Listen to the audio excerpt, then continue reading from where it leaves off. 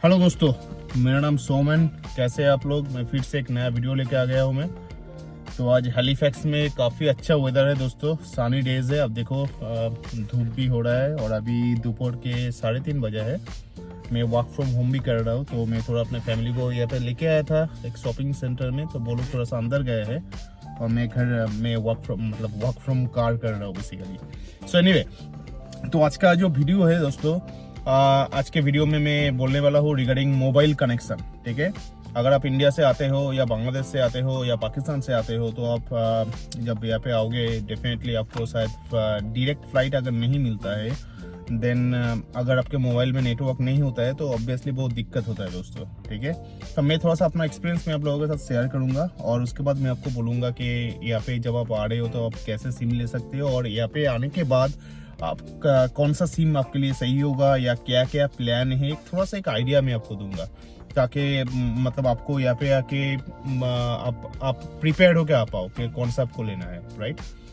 तो पहली बात है कि जब मैं पहली बार इंडिया से जब मैं पहली बार ट्रैवल किया था कनाडा, तो मेरे पास एयरटेल का कनेक्शन था इंडिया में। आप लोगों को शायद पता होगा एयरटेल।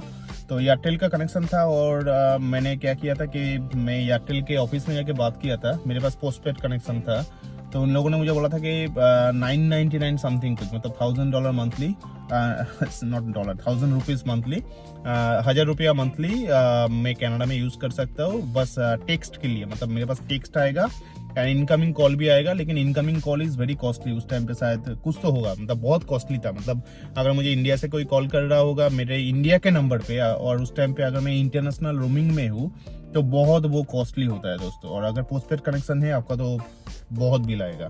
तो मुझे लोगों ने बोल दिया था कि 999 का प्लान आप एक्टिवेट कर लो इंटरनेशनल रोमिंग लेके। तो अगर आपको जरूरत हो आप कॉल करोगे, अगर जरूरत नहीं हो आप कॉल मत करना, और आपके पास टेक्स्ट आएगा, मतलब एसएमएस आएगा। तो ऑब्वियसली मेरा जो भी इंडिया का जो भी बैंकिंग था सब कुछ में मेरा वही नंबर था। तो मैं 999 में प्लान में मैं उसको एक्टिवेट करके मैं यहाँ पे कनाडा में आया था पहली बार जब आया था 2 साल के लिए। तो मंथली मुझे 1100-1200 के आसपास मेरा बिल आता था इंडिया में, वो मैं पे करता था। ठीक है, गलती किया था मैंने, वो बिल्कुल ज़रूरी नहीं है दोस्तों। ठीक है, तो अभी जब मैं आया इस बार मैंने क्या किया, मैंने अपने पोस्टपेड जो कनेक्शन है उसको मैं प्रीपेड में कन्वर्ट कर लिया। एयरटेल में ही मैं हूँ, मैंने प्रीपेड में कनेक्शन मैंने कन्वर्ट कर लिया और 99 रुपीज़ में बस मंथली रिचार्ज करता हूँ। Only 99 rupees. आप अगर आपके पास फ़ोन पे है या पेटीएम है, आप वहाँ से डायरेक्ट 99 रुपीज़ आप हर महीने में रिचार्ज कर सकते हो। तो उसमें बेनिफिट यही है कि आपके पास टेक्स्ट आएगा, मतलब अगर आप बैंकिंग कुछ ट्रांजेक्शन कर रहे हो, कुछ भी कर रहे हो, तो वो आपके टेक्स्ट आराम से आ जाएगा, तो आपको कोई दिक्कत नहीं होगा। और एक बात मैं आपको बोलना चाहूँगा कि अगर आपके पास अगर आप पोस्टपेड यूज़र हो और अगर आप पोस्टपेड कनेक्शन लेके अगर आप कनाडा में आते हो, तो एक बात याद रखना दोस्तों कि अगर कोई आपको कॉल कर रहा है, यहाँ पे क्या होता है, यहाँ पे ऑब्वियसली यहाँ पे एयरटेल का नेटवर्क नहीं है, राइट। यहाँ पे एयरटेल क्या करता है, कनाडा का जो रॉजर्स बोल के कंपनी है, रॉजर्स, बेल्स, फाइडो, फ्रीडम, ये सब यहाँ पे चलता है। ठीक है, ये नेटवर्क का जो भी नाम है। तो Bells and Rogers and Telus, ये 3 बड़ी कंपनी है। तो जितना भी बाहर के जितना भी इंटरनेशनल सिम होता है, इन लोगों का इसके साथ टाई अप होता है। ठीक है, तो आप जब कनाडा में आके जब आप अपना मोबाइल यूज़ कर रहे हो इंडिया के सिम से या बांग्लादेश के सिम से या पाकिस्तान के सिम से, वो यहाँ पे यहाँ का नेटवर्क पकड़ेगा, राइट। बेल का नेटवर्क है, रॉजर्स का नेटवर्क है, टेलर्स का नेटवर्क जो भी है। तो उसमें क्या है कि यहाँ पे बाय डिफॉल्ट क्या होता है, इंडिया में अगर आपको कोई कॉल करता है और अगर आप उसको काट देते हो, राइट, डिस्कनेक्ट कर देते हो, तो किसी का पैसा नहीं कटता है, राइट। जो आपको बंदा कॉल कर रहा है उसका पैसा नहीं कटता है अगर आप रिसीव नहीं करते हो। तो अगर आप रिसीव करते हो तब उसका पैसा कटता है। लेकिन यहाँ पे क्या है, अगर आप इंटरनेशनल रोमिंग में हो और अगर आप इंडिया के नेटवर्क में ही हो मान लो, तो आपको क्या होगा कि अगर इंडिया से किसी ने कॉल किया, मान लो किसी कॉल सेंटर वाले ने, या कोई आलतू फालतू जो कॉल हम लोगों के पास आता है, तो क्रेडिट कार्ड के लिए, लोन के लिए आलतू फालतू कॉल जो आता है, तो आप जब कॉल देखोगे उस कॉल को जब आप डिस्कनेक्ट करोगे, तो वो कॉल क्या होता है, वो आपके वॉइस मेल में चले जाता है। ठीक है, यहाँ पे voice mail by default activated होता है। मतलब अगर मैं डिस्कनेक्ट भी करूँ तब भी जो मुझे कॉल कर रहा है उसका पैसा कटेगा। तो मेरे साथ हुआ था, मैं जब मेरी मम्मी मुझे बहुत कॉल करती थी इंडिया से, जब मैं पहली बार आया था तो मैं कॉल डिस्कनेक्ट कर देता था, लेकिन मेरे मम्मी का बहुत पैसा कट लेता था, तो मेरे मम्मी को पता नहीं चलता था। मेरी मम्मी बोलती थी मैं तुझे कॉल करने के बाद ही मेरा पैसा गायब हो जाता है। तो पैसा कैसे गायब होता है?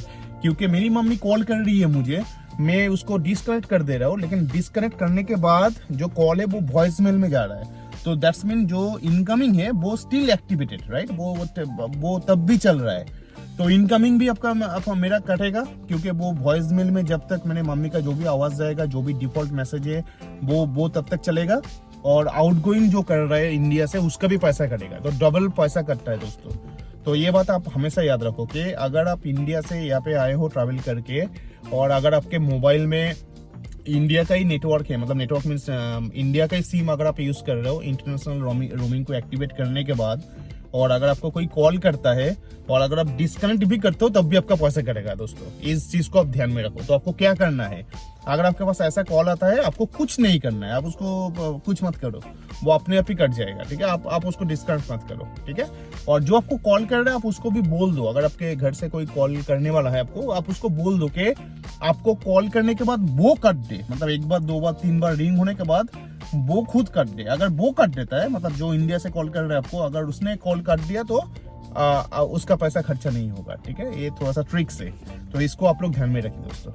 तो एनीवे, तो जो मेरा पॉइंट्स था कि अगर आप इंडिया से आ रहे हो आपको पोस्टपेड लेने की कोई ज़रूरत नहीं है। मुझे बाकी नेटवर्क के बारे में तो दोस्तों पता नहीं है, लेकिन बाकी नेटवर्क में भी वैसे ही होगा। वोडाफोन में जाओ या आप जियो में जाओ, वैसे ही होगा। लेकिन एयरटेल में बहुत सालों से 10-15 सालों से मैं यूज़ कर रहा हूँ एयरटेल, और एयरटेल का यहाँ पे फैसिलिटीज मतलब ठीक है दोस्तों, मतलब मुझे अभी तक कोई दिक्कत नहीं हुआ। अभी भी मेरा इंडिया में बैंकिंग अकाउंट है, सब कुछ मेरे इंडिया में अभी भी एक्टिव है, और मेरे पास अभी भी SMS आता है, ठीक है।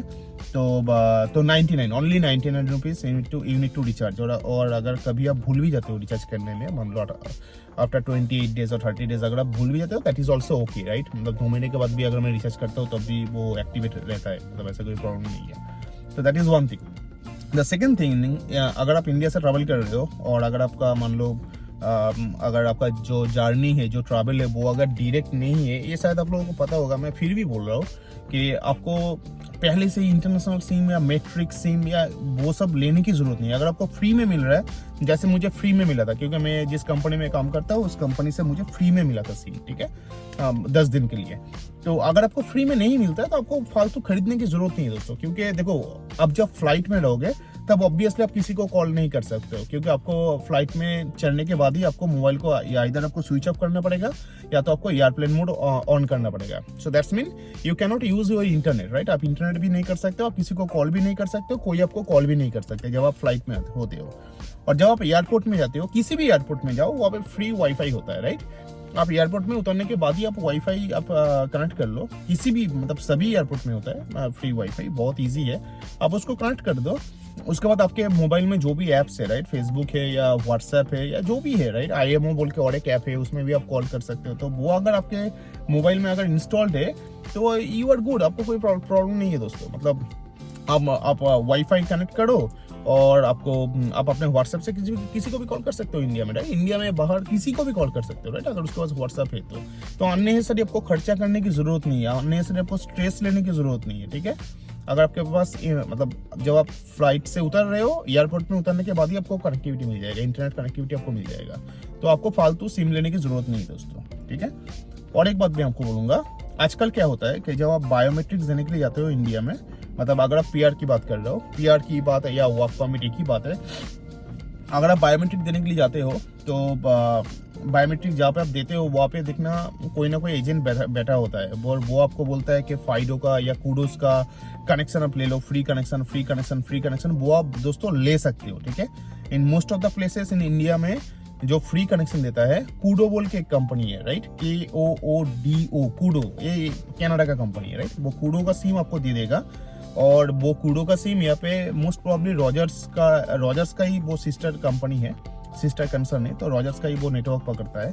तो आप कूडोज ले लो, मतलब अब जब भी जाते हो बायोमेट्रिक्स देने के लिए, आप हमेशा याद रखो, आप वहाँ पे पूछो, जाके प्रोएक्टिवली पूछो कि मुझे सिम कहाँ पे मिलेगा, कनाडा का सिम कहाँ पे मिलेगा, वहाँ पे अवेलेबल होता है, वो फ्री में आपको देता है, ठीक है। आप वो सिम फ्री में लो, लेने के बाद जब आप कनाडा फर्स्ट लैंड कर रहे हो आप सिम को एक्टिवेट कर सकते हो उस टाइम पे, उस टाइम पे एक्टिवेट करने के बाद पहला महीना शायद आपको फ्री होगा, आपको कुछ पैसा पे करने की जरूरत नहीं है।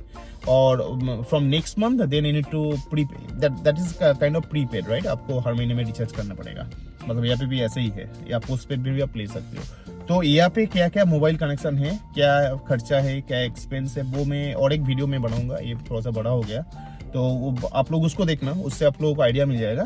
तो ये मेरा जो वीडियो था ये था कि अगर आप इंडिया से ट्रैवल कर रहे हो, बांग्लादेश से ट्रैवल कर रहे हो और पाकिस्तान से ट्रैवल कर रहे हो, तो आपको कुछ करने की जरूरत है, मतलब आपको सिम लेने की जरूरत नहीं है दोस्तों। आप जिस नेटवर्क में हो उस नेटवर्क के आप इंटरनेट के पेज में जाओ, जाके देखो वहाँ पे मिनिमम जो भी प्रीपेड रिचार्ज है वो आप बस प्रीपेड रिचार्ज करते रहना। 99 रुपीज़, मेरे लिए वो 99 था, आपके लिए कम भी 70-80 रुपीज़ भी आपके लिए हो सकता है, ठीक है। तो अननेसेसरी आपको पोस्टपेड लेने की जरूरत नहीं है।